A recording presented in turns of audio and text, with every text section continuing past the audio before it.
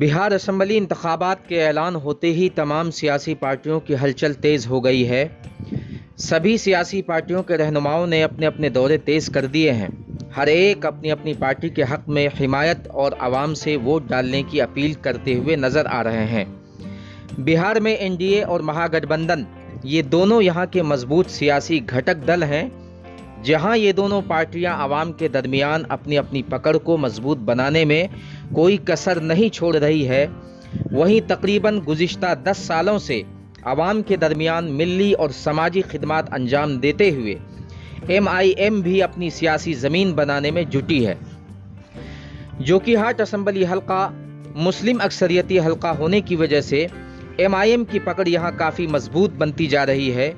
MIM के मौजूदा उम्मीदवार जनाब अब्दुल्ला सालिम चतुर्वेदी भी रियासती सदर जनाब अख्तर इमान की ईमा पर सभी पंचायतों में जाकर आवाम से अपने हक में वोट डालने की अपील कर रहे हैं। इसी ज़िम्न में उन्होंने जोकीहाट के डूबा पंचायत का भी इंतखाबी दौरा किया और डूबा पंचायत MIM के सदर और सरगर्म समाजी कारकुन जनाब परवेज़ आलम साहब और सभी कारकुनान ने उनका ज़ोरदार खैर मकदम किया और आने वाले असेंबली इंतखाबात में पूरी ईमानदारी और मेहनत से काम करने की यकीन दहानी कराई। इस दरमियान जनाब अब्दुल्ला सालिम चतुर्वेदी ने अपने खिताब में कहा कि MIM मुल्क की वाहिद ऐसी सियासी और समाजी जमात है जो बग़ैर किसी भेदभाव के हिंदू मुस्लिम दलित सबकी भलाई के लिए एक साथ काम करती है। उसके लिए समाज और मिल्लत की खिदमत ही अव्वलीन चीज़ है। पेश है अररिया से नुमाइंदा मोहम्मद असाद की ये खास रिपोर्ट। 15 सीट की ताकत देखी आपने। आप लोग बोलते हैं कि 15 सीट लेके क्या करेगा। 15 सीट लेकर के कुर्सी जैसे होती है ना, कुर्सी जैसे होती है ना, कुर्सी की 4 पहिया होता है, तो एक तो पहिया 15 सीट वाले का होगा और वो तो पहिया अगर वो तो पवा खींच लीजिएगा तो मुखचुरिया गिरेगा कि नहीं गिरेगा। मान के चलिए नीतीश ने सरकार बना भी 150 सीट लेकर, लेकिन नीतीश जी मिल जाएंगे किनसे? लालू से। जाके कहेंगे कि लालू जी आइए आप नीतीश जी को मुखचुरिया गिराते हैं, कैसे? अब लालू जी मिल जाएंगे किनके साथ? अवैसी के साथ।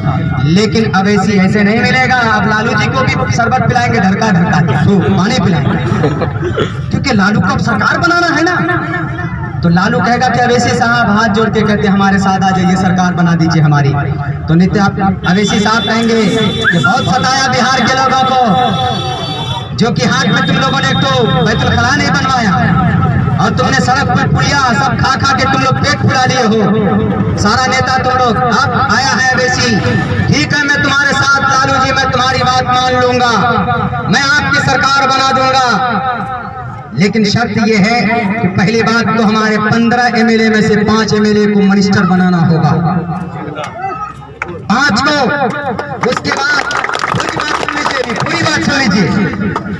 उसके बाद सीमांचल के जो 31,000 करोड़ रुपया तुमने जो घुसका के रखा है स्विस बैंक में, 31,000 करोड़ रुपया वो तो भी तुमको देना होगा सीमांचल में। तब लालू क्या कहेगा? अरे जो शर्त हो बोले तुमको देंगे, लेकिन अवैसी साहब मेरी कुर्सी बचाइए। अवैसी साहब जब जाएंगे तो तान कर सीना तान कर जाएंगे कि नहीं जाएंगे? अवैसी साहब की 15 सीट की वजह से घुटने पर झुकना पड़ेगा कि नहीं पड़ेगा सरकार को? तो फिर कैसे बोलते हैं कि अवैसी साहब सरकार नहीं बना सकता? मैं जानता हूँ अवैसी साहब भी जानते हैं कि हम यहाँ इस वक्त अभी सरकार नहीं बना, सरकार CM नहीं बन सकते, लेकिन अवैसी साहब ये भी जानते हैं कि मेरे बगैर पटना के अंदर किसी की सरकार कयामत की सुबह तक नहीं बन सकती। आई बात समझ में? किएगा तो नहीं कि नहीं सरकारें नहीं बनती। हाँ ये बात दिल में ठान लीजिए। जो बोले अगर कहे करे अवैसी का सरकार नहीं बनेगा, वोट को क्यों बांटिएगा? आप कहिए कि अरे भाई पता एक और एग्जाम्पल देते हैं। तो एग्जाम्पल ये है कि मध्य प्रदेश, नमाज का भी टाइम हो गया, हमको भी नमाज पढ़ना। देखिए एक तो मध्य प्रदेश के अंदर एक तो सीट थी मायावती के पास, एक सीट की वजह से सरकार अटक गई। एक तो सीट की वजह से बोलिए, ना बीजेपी बन रही ना कांग्रेस की बन रही। एक सीट की महत्व है कि नहीं? अपना शर्त रखा मायावती ने, मैं मायावती हूँ, मेरे दलित मेरे बरादरी के के ऊपर से केस को खत्म करो तो तुम्हारी सरकार बना देंगे। तो मजबूर होकर नाक रगड़ रगड़ कर कांग्रेस ने उनके शर्त को माना। एक सीट की वजह से मायावती ने टोटल मध्य प्रदेश के लोगों से केस हटवा दिया, एक सीट की वजह से। अभी हमारे बिहार के अंदर कमल हुदा साहब एक सीट पे लड़ रहे हैं, एक सीट पे हैं भी। अगर हम सीमांचल के लोग ठान लिए, वैसे बाहर बिहार के और दूसरे जिलों के अंदर भी हमारा अल्हम्दुलिल्लाह फील्ड मजबूत है।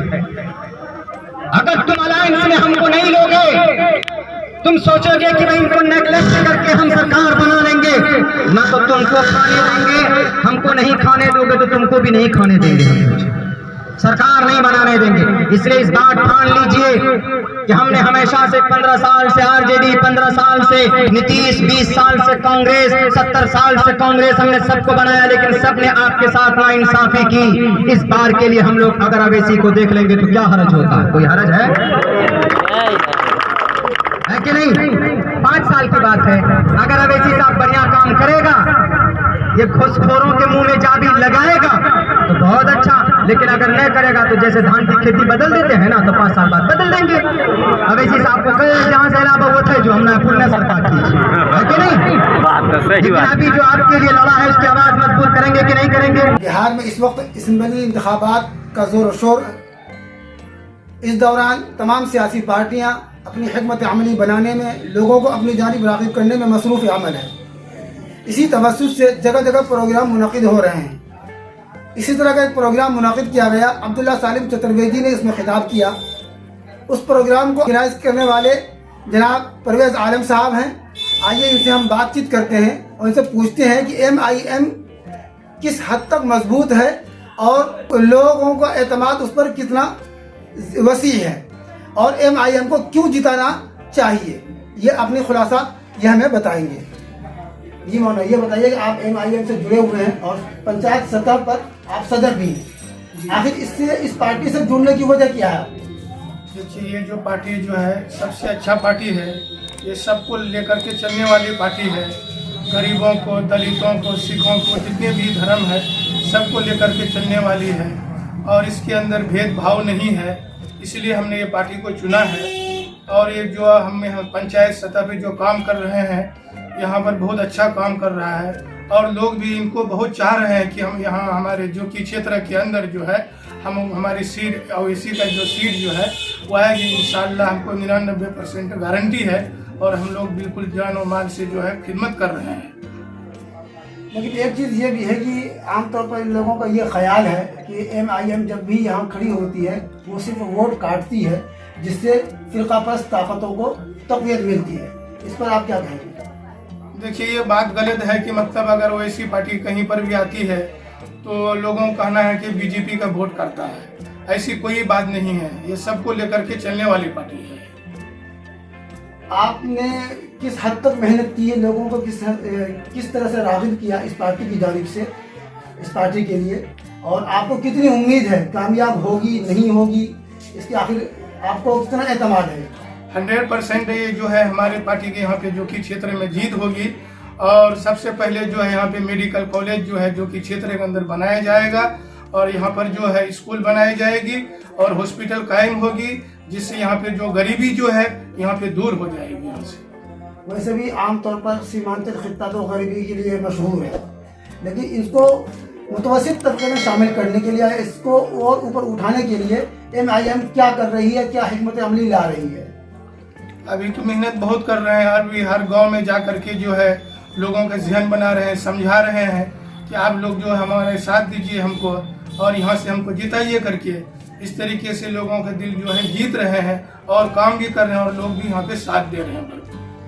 आपको ये मालूम है कि MIM जो है सीमांचल में या पूरे बिहार में कितनी सीटों पर उम्मीदवार खड़ी कर रही है? 15 सीटों पर लग रही है सीमांचल में। सीमांचल में किसकी हल्के से अभी उन लोगों का नाम जो है ऐलान हुआ है या नहीं? नहीं, अभी आज तक ऐलान नहीं हुआ है। अभी 1 महीने का टाइम लिया है। ऐलान हो जाएगा, खुद ब खुद पता चल जाएगा। ये थे जनाब परवेज़ आलम साहब जो तफसील से MIM के बारे में हमें बता रहे थे। अब देखते हैं, ये तो वक्त ही बताएगा कि MIM कामयाब होती है या नहीं, और ये इसकी मेहनत पर और इनके कैंडिडेट पर मुनहसर है। कैमरामैन आफ्ताब अजमत के साथ मोहम्मद असद, NN न्यूज़, अररिया।